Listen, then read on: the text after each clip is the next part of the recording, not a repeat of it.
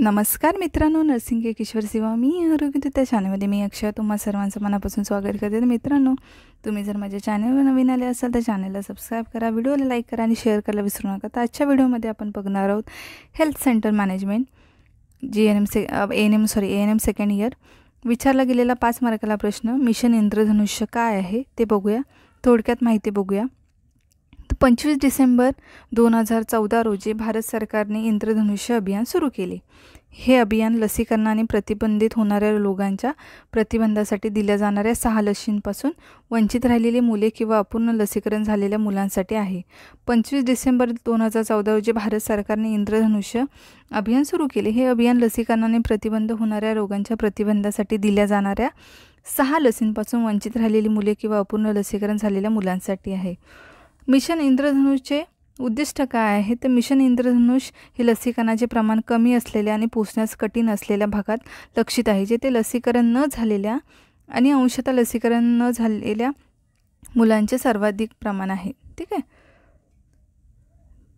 Mission इंद्रधनुष्य हे लसीकरणाचे प्रमाण कमी असलेल्या आणि पोचण्यास कठीण असलेल्या भागाला लक्ष्य करणे, जिथे लसीकरण न झालेल्या आणि अंशतः लसीकरण न झालेल्या मुलांचे प्रमाण सर्वाधिक आहे तिथे लसीकरण करणे.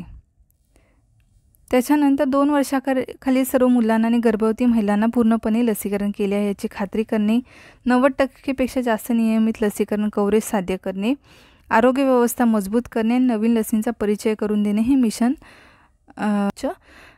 जे आपण म्हणू शकतो उद्दिष्ट आहे. त्याच्यानंतर लसीकरणाचे धोरण काय आहे तर मिशन इंद्रधनुष्य लसीकरणासाठी एक पद्धतशीर दृष्टिकोन वापरते, ज्यामुळे सर्व लक्षित व्यक्तींना आवश्यक लसी मिळतात याची खात्री होते. हा कार्यक्रम यावर मिशन इंद्रधनुष्य भर देतो.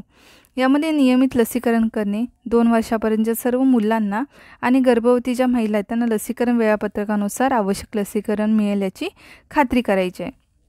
कॅचअप मोहिमा यामध्ये काही विविध कारणामुळे नियमित लसीकरणादरम्यान लसीकरण चुकवलेल्या व्यक्तीची ओळख पटवणे आणि त्यांना लसीकरण करायचं आहे.